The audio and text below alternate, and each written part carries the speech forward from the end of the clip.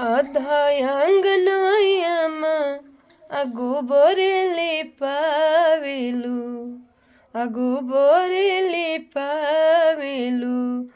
आधा आंगनवा कैलो जोग हमरी आमा हो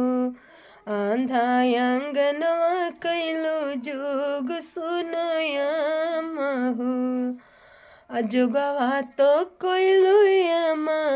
आपन दामाद लागी आपन दामाद लागी नैहर छोड़वलु हमारी आमा हो नैहर छोड़वलु हमार सुनयामा हो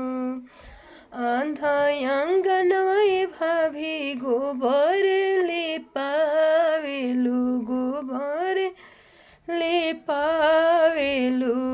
आधा आंगनवा कैलो जोग सुन भाभी हो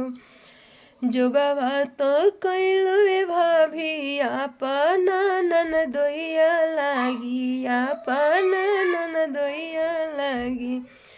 नैहर छोड़वलु हमार सुन भाभी हो।